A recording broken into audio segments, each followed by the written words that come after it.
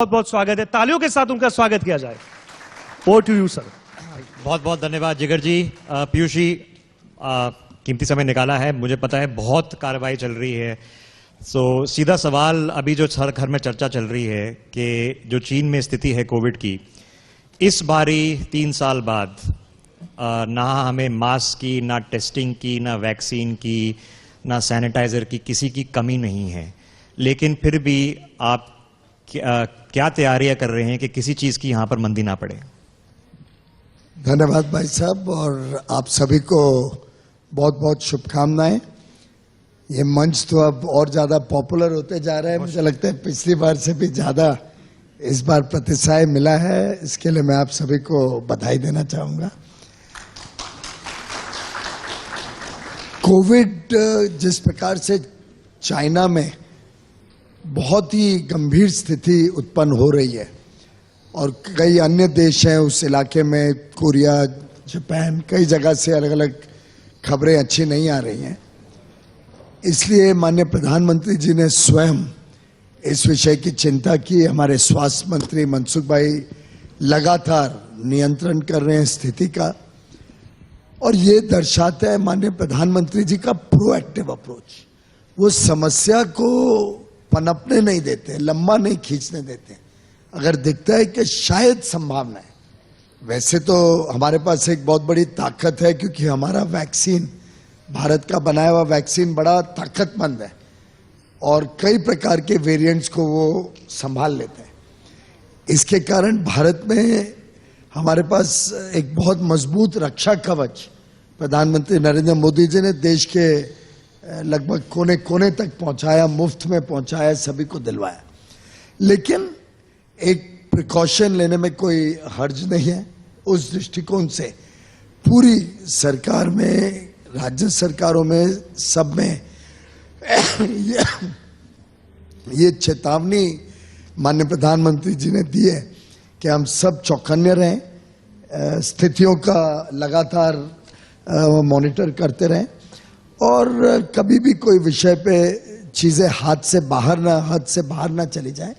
उसके लिए जो उनका प्रोएक्टिव अप्रोच करने का ढंग है, कपल्ड विद जो हमने मेजर्स लिए पिछले 3 वर्षों में, जो अलग अलग प्रकार के सुविधाएं क्रिएट की, स्वास्थ्य सुविधाएं देश भर में बढ़ाई, अस्पताल बढ़ाए, आईसीयू बेड बढ़ाया, ऑक्सीजन के प्लांट्स, हर ऐसा अस्पताल जहां 50 बेड से ज्यादा है उनको अपने स्वयं का ऑक्सीजन प्लांट लगवा के दिया। इतने सारे जो काम हुए हैं उन सबको एक प्रकार से ऑयल कर दिया है वापस, सो दैट हमारी तैयारी रहे, देश की तैयारी रहे। ठीक है सर, क्योंकि क्रिसमस भी है, न्यू ईयर भी है, बहुत लोगों ने प्लान किया है ट्रैवल करने का, हॉलीडेज पे जाने का। अब चाइना के जो विजुअल्स सोशल मीडिया पर लोग देख रहे हैं वो डर रहे हैं, कह रहे हैं क्या करना चाहिए। फ्लाइट्स जो आ रही हैं, जो केसेस अभी सामने आए चाइना के, डर रहे हैं, तो उस पर कि लोग डरे ना, एहतियात रखें, उस पर आपका वक्तव्य? मैं समझता हूं 2-3 चीजें अगर इसमें हम सब ने की, और इसमें आपके भी चैनल से मेरा अनुरोध रहेगा, न्यूज मीडिया हाउस से, कि एक तो जो लोगों ने प्रिकॉशनरी डोज नहीं लिया था, अब वो अस्पताल में जाके अपना प्रिकॉशनरी डोज लें। वैसे तो प्रधानमंत्री जी ने बहुत सारे मौके दिए, पीछे भी 75 दिन तक मुफ्त में प्रिकॉशनरी डोज की पूरी मुहिम चलाई, और मुझे लगता है करोड़ों लोगों ने उस समय भी प्रिकॉशनरी डोज मुफ्त में लिया। लेकिन अगर अभी भी कोई रह गया है तो हम सब एक अवेयरनेस क्रिएट करें कि लोग अभी भी अपना प्रिकॉशनरी डोज अस्पताल में जाके लगवाएं। दूसरी बात, जितना हम, आखिर कोविड के प्रिकॉशंस तो हम सभी जानते हैं, अच्छी हाइजीन रखना, हाथ वगैरह, मुंह हाथ धोते रहना, मास्क पहन के रखना। आपके चैनल की वजह से, अभी इंटरव्यू की वजह से नहीं पहन रहा, लेकिन अब हमने तो पहनना शुरू कर दिया है मास्क। और थोड़ी असुविधा लगती होगी, हमको आदत पड़ गई है, अभी निकल गए हैं मास्क वगैरह से, लेकिन छोटे मोटे प्रिकॉशंस लेने से मैं समझता हूं कि सुविधा रहेगी। अंतर्राष्ट्रीय जो फ्लाइट्स आ रही हैं या जो ट्रैवल हो रहा है, उस पे सोची समझी मेडिकल एडवाइस के ऊपर निर्णय लिए जाएंगे समय समय पे। पर जैसा कि पूरे कोविड के दौरान आपने देखा, सरकार ना तो कोई डिसीजन बिना गहराई से उसके संबंध में पूरी सूचनाओं के बगैर लेती है, और नॉर्मली जो मेडिकल एडवाइस होती है मेडिकल प्रोफेशनल्स की, उसके हिसाब से हम निर्णय। Piyush ji, supply chain management में बहुत राष्ट्रीय सप्लाई चेन और अंतर्राष्ट्रीय, इसमें कोई कमी ना हो, इसके लिए कैसे तैयारी कर रहे हैं हम?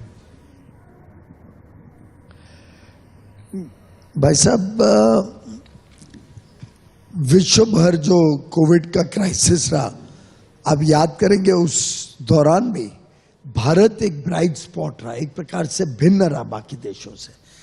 हमने कई चीजें प्रोएक्टिवली ऑल्टरनेट सोर्सेज खड़े कर दिए थे, जब पहले भी लॉकडाउन और अलग अलग प्रकार की समस्याएं हमारे पड़ोसी देशों में आई थी, और कभी भी किसी चीज की कोई कमी नहीं होने दी। अब दुनिया में फर्टिलाइजर की काफी कमी है, लेकिन भारत ने प्रोएक्टिव स्टेप्स पहले से लेने के कारण अब काफी बड़ी पैमाने पे हमने अपने फर्टिलाइजर स्टॉक्स को रिजुवनेट करके रखा है, जिसके कारण आपने देखा होगा अभी जो पैडी की प्रोक्योरमेंट चल रही है, वो पिछले साल से भी अधिक पैडी प्रोक्योर हो रहा है। आज के पेपर में था कि वीट, गेहूं की भी बुआई पिछले साल से ज्यादा हुई है। तो मैं समझता हूं कि भारत एक ऐसा देश है जिसने हर फ्रंट पे अपनी तैयारियां रखी हैं, ऑल्टरनेट सप्लाई चेन्स में सोर्सेज क्रिएट करके रखे हैं। जरूर समस्या में गंभीरता आ सकती है, और उसके लिए ही हम सबको भी चौकन्ने रहना है, और मैं आपको विश्वास दिलाता हूं हम पूरे समय इस चीज पे निगरानी रखे हुए हैं कि कोई भी एसेंशियल प्रोडक्ट भारत में कमी ना पड़ पाए। ठीक है सर, भारत सरकार में अहम जिम्मेदारी मंत्रालय है, उसके साथ साथ जिम्मेदारी सदन की भी है सर आपके पास।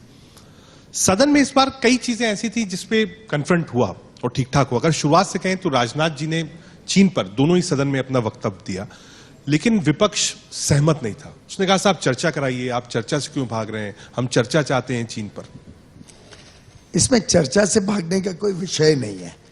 आपको ध्यान होगा माननीय उपसभापति जी हरिवंश जी ने अपनी जब रूलिंग दी कि माननीय राजनाथ जी के बयान के बाद क्लैरिफिकेशंस क्यों नहीं पूछना चाहिए, उन्होंने 4 अलग अलग ऐसे इंस्टेंसेस बताए जिसमें उन्होंने सामने रखा कि यूपीए जब सरकार में थी और हम विपक्ष में थे, 4 ऐसे अलग अलग मौके आए उस 10 वर्षों में जब कोई गंभीर स्थिति निर्माण हुई, जिसपे वर्तमान उस समय की कांग्रेस की सरकार ने अनुरोध किया, फैसला सुनाया।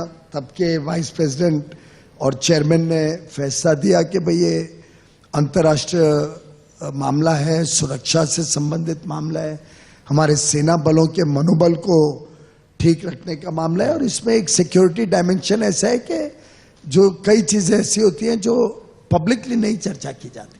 तो ऐसे 4 समय अलग अलग ऐसा मौका आया, तब हमने जरा भी कोई सरकार का हाथ फोर्स नहीं किया। We didn't force their hand कि इस पे तो चर्चा होगी या इस पे तो क्लैरिफिकेशन होगा ही।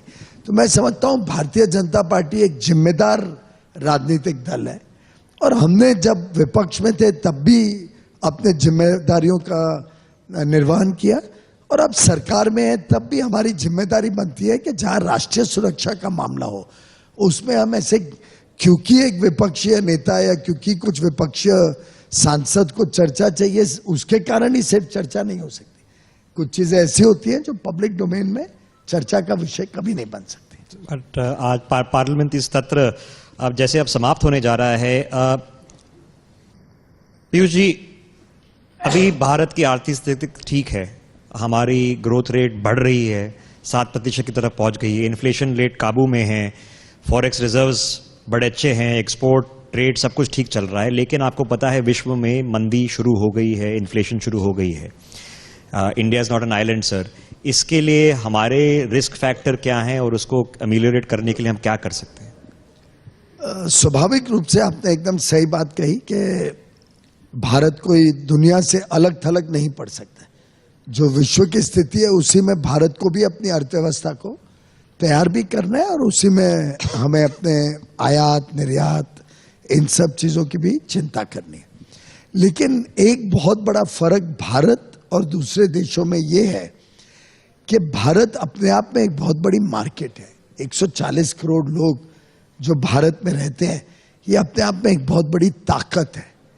साथ ही साथ आज हमारे युवा युवती जिस प्रकार से नई नई खोज लेके आते हैं, नए स्टार्टअप शुरू करते हैं, जिस प्रकार से आज हमारे युवा युवतियों ने डिजिटलाइजेशन को एडॉप्ट किया है, उदाहरण के लिए इंटरनेट के साथ जुड़ गए हैं। आज 800 मिलियन यानी 80 करोड़ से अधिक लोग स्मार्टफोन का इस्तेमाल करते हैं।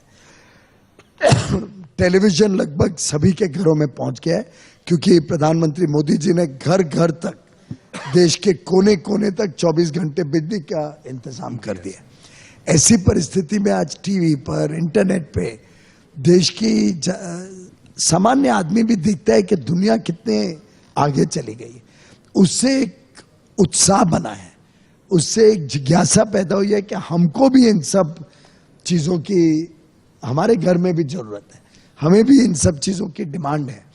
तो इससे जो भारत की इंटरनल डिमांड जनरेट हो रही है और जो मार्केट ग्रो कर रही है, वो अपने आप में एक बहुत बड़ी ताकत है जो अर्थव्यवस्था को आगे बढ़ रही है। Fastest growing economy in the world as we speak, for a very large economy in a very large country, and आप यू होपफुल ऐसे ही रहेगा? स्वाभाविक है कि अंतर्राष्ट्रीय स्थितियों को देखते हुए हमें कभी ना कभी थोड़ा बहुत कैलिब्रेट करना पड़ सकता है, पर जितना हमें कैलिब्रेट करना पड़ेगा उससे ज्यादा दूसरे देशों को करना पड़ेगा। आखिर आप देखिए, जिन देशों में 1-1.5% महंगाई होती थी, आज वहां 10-11% महंगाई। कहते हैं कि बिजली के बिल तो 2 गुना और 3 गुना हो गए। ऐसी परिस्थिति में आप भारत में देखिए, हमारे यहाँ पे कोई ऐसे रनअवे इन्फ्लेशन नहीं है। यहाँ तो ये स्थिति है कि पहले तो कांग्रेस के टाइम पे 10-12% महंगाई को लोग आम मानते थे। जब 10-12% महंगाई पे भी कभी हल्ला नहीं मचता था, लेकिन मोदी जी आने के बाद उन्होंने जिस प्रकार से प्रहार किया महंगाई पे, और गत 8-8.5 वर्षों की अगर आप औसतम देखें तो महंगाई की दर 4.5% के आसपास रही है पूरे इस हमारे कार्यकाल में। उससे एक प्रकार से लोगों में एक विश्वास भी बना है और आदत भी पड़ गई है कि कम महंगाई रहनी चाहिए। उसमें आज की जो 5.9% महंगाई है, वो भी आज थोड़ी बहुत पिंच करती है, और ये अच्छा साइन है। ये इससे संभव हो पाया कि मोदी जी ने जो 4.5% पे महंगाई को लाके काबू रखा, उससे एक देश की जनता में एक विश्वास बैठ गया कि मोदी जी हैं तो मुमकिन है। और उस विश्वास के कारण आज ये भी लोगों में अपेक्षा है कि ये और भी कम हो जाएगी। और मेरा विश्वास है जो अलग अलग स्टेप्स लिए जा रहे हैं सरकार द्वारा, उससे महंगाई नियंत्रण में रहेगी, अर्थव्यवस्था तेजी से बढ़ती जाएगी। हो सकता है थोड़ा बहुत कम ज्यादा, लेकिन हम विश्व की 2-3 जो बड़ी अर्थव्यवस्थाएं हैं उसमें तेज गति से हमारा भाई बढ़त चलती रहेगी, और आगे चल के अब हम विश्व की 5वीं सबसे बड़ी अर्थव्यवस्था बन चुके हैं। अगले 3-4 साल में हम शायद विश्व की 3 साल के बाद 4थी और 4 साल के बाद विश्व की 5वीं सबसे बड़ी अर्थव्यवस्था बनने की विश्व की 3री सबसे बड़ी अर्थव्यवस्था बनने के लिए करार पर है। सर, आजकल आप देखिए, राजनीति में जो एक मर्यादा होती थी भाषा की, वो निरंतर नीचे जा रही है। पहले ऐसा होता था कि जब चुनाव होता था तो चुनाव के इर्द गिर्द हॉट टॉक्स होते थे, बयान होते थे, लेकिन चुनाव के बाद नहीं होता था। लेकिन अब ये एक ट्रेंड है, आप देखिए, मैं कोई स्पेसिफिक एग्जाम्पल भी कोट नहीं करूंगा, कि आप हर चौथे दिन एक ऐसा बयान आता है जिसको लगता है कि साहब इतने सीनियर लोग क्या ये बयान दे सकते हैं? तो ये कैसे और कब कहां तक जाएगी ये मर्यादा से? थोड़ा दुर्भाग्य की स्थिति है कि राजनीतिक स्तर जिस प्रकार से एक जमाने में बड़े बड़े नेताओं के बीच में वार्तालाप चलती रहती थी, जिस प्रकार से हर विषय का समाधान हम मिल बैठ के निकाल सकते थे, वो स्थिति आज कमजोर होते जा रही है। आपने हाल में ही देखा होगा, कल माननीय सभापति महोदय जो देश के उपराष्ट्रपति भी हैं, उन्होंने हाउस में कहा कि लीडर ऑफ द हाउस और लीडर ऑफ द ऑपोजिशन दोनों उनको उनके चैम्बर में मिलने आए। जैसे ही उन्होंने ये आदेश दिया, मैं समझता हूं हमारे लिए तो एकदम it is the last word. Chair का आदेश है कि हमें उनके चैम्बर में जाना है, हम तो उल्टे पांव दौड़ के जाएं।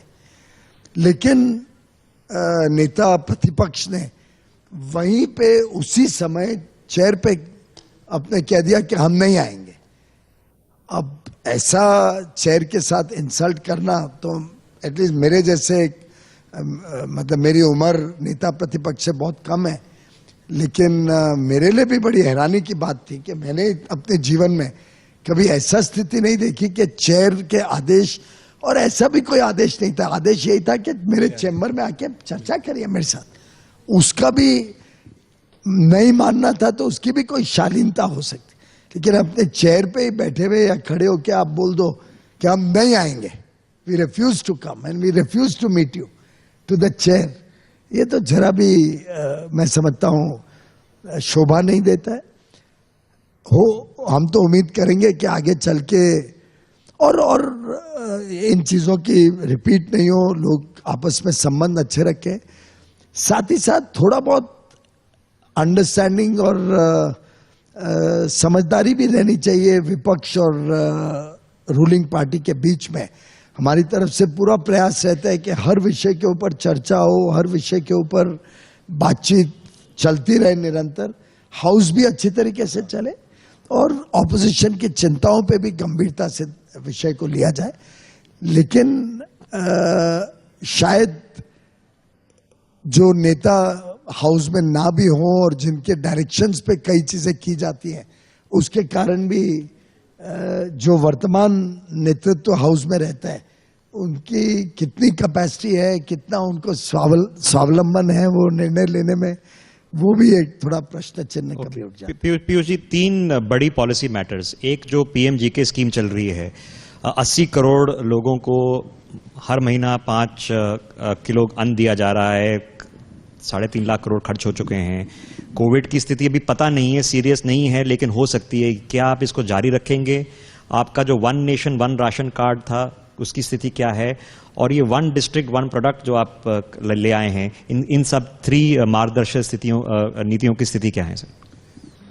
जो पहला विषय है वो तो कोविड के दौरान जो आर्थिक परेशानियों में लोग थे, उसके हिसाब से माननीय प्रधानमंत्री जी ने एक बड़ा संवेदनशील अपना जो व्यक्तित्व है उसका परिचय देते हुए इस संकट की घड़ी में हमारे देश में किसको तकलीफ नहीं आए, इसलिए 80 करोड़ लोगों को 28 महीने तक लगभग 4 लाख करोड़ रुपए खर्च के हर महीने फूड सिक्योरिटी के अंतर्गत जो 5 किलो मिल रहे थे उसके अतिरिक्त 5 किलो दिया।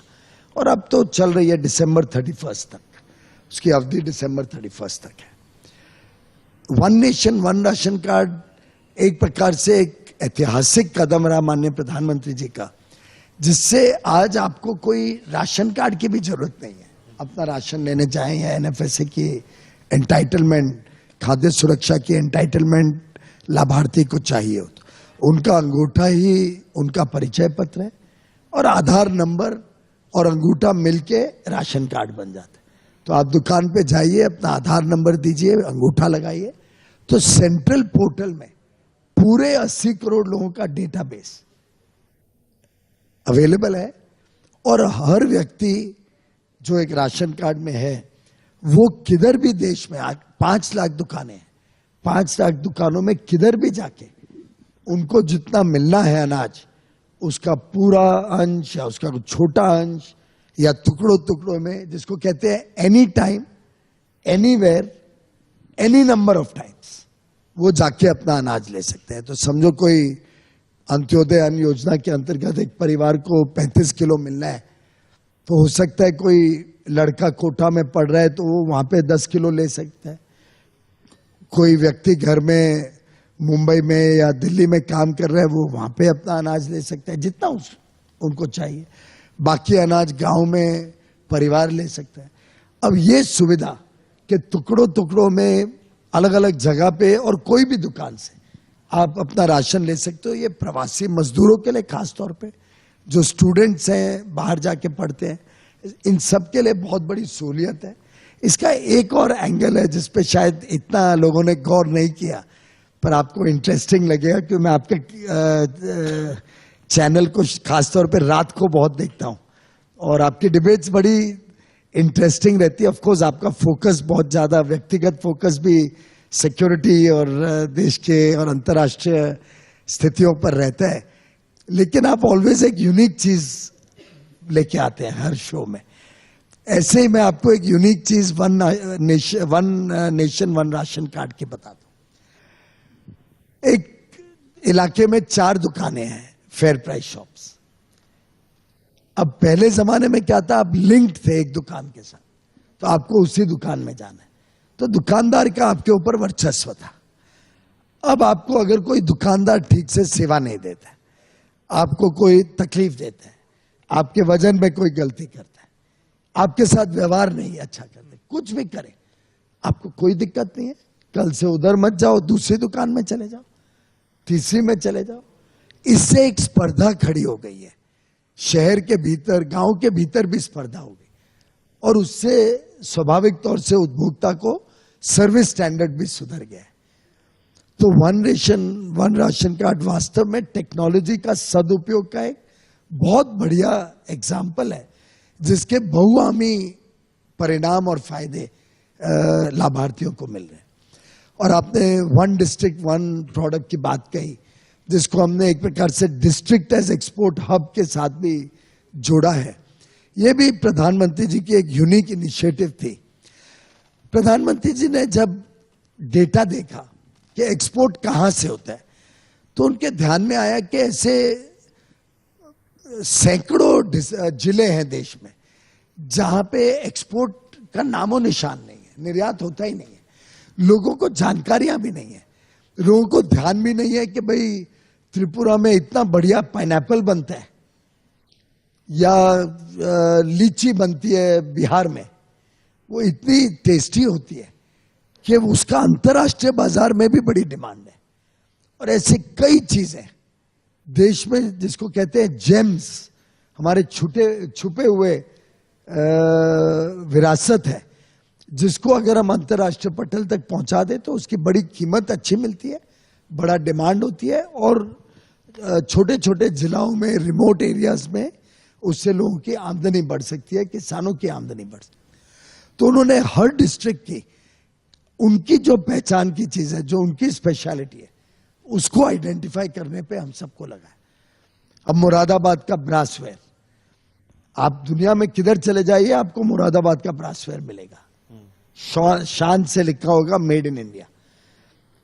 पश्मीना शॉल कश्मीर की, या कुल्लू की वुलन शॉल, ऐसे इतनी सारी देश में, पैठनी साड़ी महाराष्ट्र से, या कोल्हापुरी चप्पल जो महाराष्ट्र में चलती है, पटोला की साड़ी गुजरात से, कांजीवरम साड़ी तमिलनाडु से, ये सब हमारे देश की जो विशेषताएं हैं, इसको हमने अब एक एक जिला स्तर पे आइडेंटिफाई किया, राज्य सरकारों के साथ मिलके एक एक्सपोर्ट का, निर्यात का प्लान बनाया, अलग अलग तरीके से उस प्रोडक्ट को, उस जिला के प्रोडक्ट को कैसे हम प्रोत्साहन दे सकते हैं, उस पर हम चिंता कर रहे हैं। केंद्र सरकार भी सोच रही है कैसे हम उनको उस पर्टिकुलर प्रोडक्ट के लिए उस जिला को सपोर्ट कर सकते हैं। कन्वर्जेंस कर रहे हैं अलग अलग केंद्र और राज्य सरकार की स्कीम्स का, जिससे उस जिला के उत्पाद को एक बल मिले, प्रोत्साहन मिले, और वो देश और दुनिया की सेवा कर सके, और उस जिला के लोगों को अच्छा कमाई और लाभ हो सके। एक आखिरी बात मैं जरूर आपके माध्यम से आपके सभी व्यूअर्स को भी रिक्वेस्ट करना चाहूंगा। आपको ध्यान होगा, माननीय प्रधानमंत्री जी ने एक अपील की थी कि जब हम किधर जाते हैं, जब हम देश और दुनिया में, भारत में घूमते हैं, किधर भी नई जगह पे जाते हैं, तो हमारा कुछ ना कुछ खर्चा होता है, ट्रैवल में, आने जाने में, रहने में।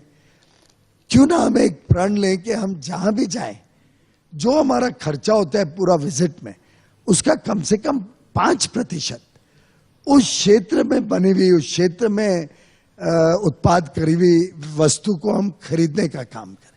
उससे उस लोकल इकोनॉमी को, अर्थव्यवस्था को भी बल मिलेगा। वहां की चीजें आपके यहाँ पे आएंगी, और 4 लोग जो आपके घर आएंगे वो देखेंगे तो एक देश की विविधता और देश की अलग अलग चीजों के बारे में जानकारियां देश भर में फैलेंगी।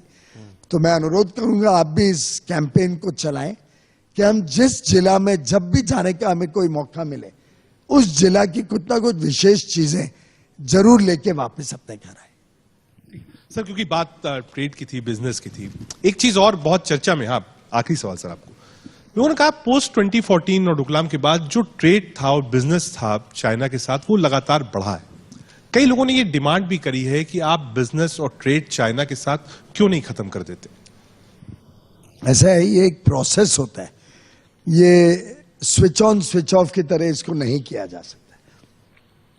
आपको ध्यान होगा मैंने सदन में भी इस बात को रखा था, बड़े विस्तार से रखने की कोशिश की थी कि अगर आप इतिहास में जाएं तो लगभग सन 2000-2001 तक चाइना के साथ बहुत ज्यादा व्यापार था ही नहीं।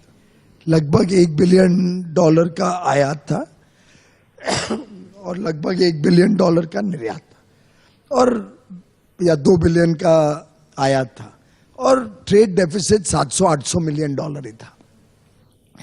2003-4 तक भी स्थिति लगभग ऐसी रही कि ट्रेड डेफिसिट भारत और चाइना के बीच $1 बिलियन, $1.5 बिलियन का ही था। लगभग बैलेंस ट्रेड था और छोटा ट्रेड था। 2004 के बाद सरकार ने एक प्रकार से ऐसे फ्लडगेट खोल दिए चाइनीज मटेरियल के लिए कि 2004 और 14 के बीच में ये ट्रेड डेफिसिट लगातार बढ़ते ही गया और $38 बिलियन 13-14 में, 14-15 में वो $48 बिलियन हो गया। यानी आप सोचिए कि $1-1.5 बिलियन का ट्रेड डेफिसिट 10 साल के कार्यकाल में $48 बिलियन तक पहुंचना। 14-15 में तो हम नए नए सरकार में आए थे, जो विरासत मिला वही चला। हमने फिर भी लगातार इसको नियंत्रण में रखा, बहुत ज्यादा इस पे सख्ती से कार्रवाई की, कई चीजों पे इंपोर्ट ड्यूटीज बढ़ाई, क्वालिटी चेक्स किए, खराब क्वालिटी का माल आने से रोका, जिसके कारण जो लगभग 2500% ग्रोथ हुई थी 10 साल में, हमारे कार्यकाल में वो ग्रोथ शायद 90 या 100% ही है। तो वो जो पीरियड में हमने लाचारी और कमजोरी क्रिएट कर दी भारत में, और एक प्रकार से जो भारत के इंडस्ट्रियल बेस था, हमारा जो उत्पादन था, उसको किल कर दिया। आपको ध्यान होगा कई ऐसे प्रोडक्ट्स हैं जहां हम सेल्फ सफिशिएंट थे। एक उदाहरण लूं तो दवाइयों में जो एपीआई जाता है, एडवांस फार्मास्यूटिकल इंग्रेडिएंट, 2004 के पहले भारत में ही बनता था। वी वर सेल्फ सफिशिएंट, हमें कोई चाइना या विदेश से नहीं लाना पड़ता। लेकिन 10 साल तक उन्होंने उसको डंप किया भारत में, सस्ते माल को, कभी क्वालिटी भी अच्छी ना हो तो भी डंप किया, जिसके कारण भारत की इंडस्ट्री कंपटीशन में खड़ी नहीं हो पाई और आस्ते आस्ते हम बंद हो गए और पूरी तरीके से विदेश के ऊपर निर्भर हो गए। आपको ध्यान होगा कि हमने कई सारी पॉलिसीज बनाई हैं मेक इन इंडिया को बल देने के लिए, विशेषकर जो प्रोडक्शन लिंक्ड इंसेंटिव स्कीम है, जिसमें एपीआईज को भी इंक्लूड किया गया है, सेमीकंडक्टर्स को भी किया गया है। अलग अलग प्रोडक्ट्स को हमने आज प्रोडक्शन लिंक्ड इंसेंटिव देके लगभग 1,97,000 करोड़, 1,97,000 करोड़ तो अलग अलग सेक्टर्स में, और 76,000 करोड़ सेमीकंडक्टर्स में भारत सरकार, केंद्र सरकार इंडस्ट्री को सपोर्ट करेगी, प्रोत्साहन देगी, जिससे हम फिर एक बार भारत में इन सब चीजों का उत्पादन बना सके, बढ़ा सके और आत्मनिर्भर बने, जिससे हम ये विदेश के ऊपर डिपेंडेंस और विदेश से जो आज इतने बड़े पैमाने पे हम इंपोर्ट के ऊपर निर्भर हो गए, उसको बंद कर सके। पीयूष जी बहुत बहुत धन्यवाद। पिछले साल जब मिले थे सेमीकंडक्टर पीएलआई, तब अनाउंस ही हो रहा था और अब फैक्ट्रियां अनाउंस हो रही हैं। देश आगे बढ़ रहा है, इसके लिए आप हमारे साथ इंडियन न्यूज बंच में फिर से इस साल जुड़े। थैंक यू वेरी मच, बहुत बहुत